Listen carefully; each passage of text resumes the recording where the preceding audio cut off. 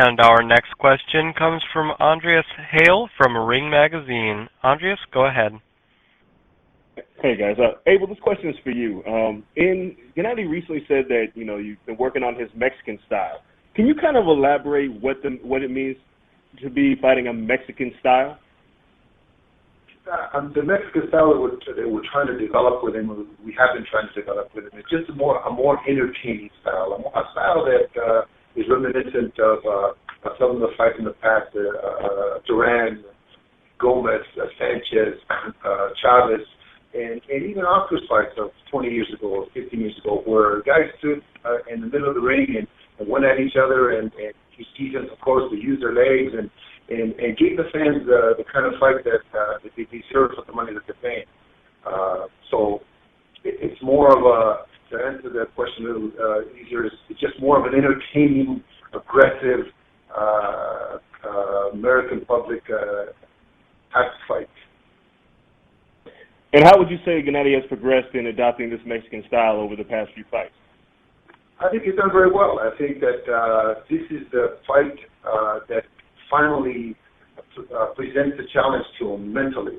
I've always said in the past that the great fighters, it's not so much the physical challenge, but it's the mental challenge that's important to them.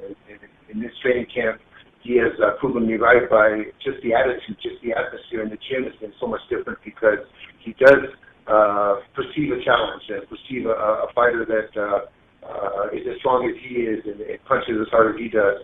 And for as long as the fight goes, he's going to have to be in his P's and Q's just like David will. And the guy that lands the first big punch is the guy that's going to go to sleep. And one other question for you, Abel, and I hate to bring up Andre Ward's name, but do you believe that a lot of fighters now are starting to use Gennady's name to kind of get recognition for themselves? Because they seem like they're calling him out saying that he's ducking fighters, or Carl Froch said he's not as good a pound-for-pound fighter, but they always seem to have his name in their mouth. I think that's history. I think that every young fighter is calling out the older fighter, and when the older fighter gets to the young fighter's calling him out. At one point when Gennady was beginning, of course we were mentioning other names that were above us, but that's just the nature of the beast. That's something that has to be done so that their name is out of print. But at this point, it's okay for Andre to call his name out, but Andre needs to fight. Andre needs to fight to be relevant. Andre needs to fight so that the people don't forget who he is.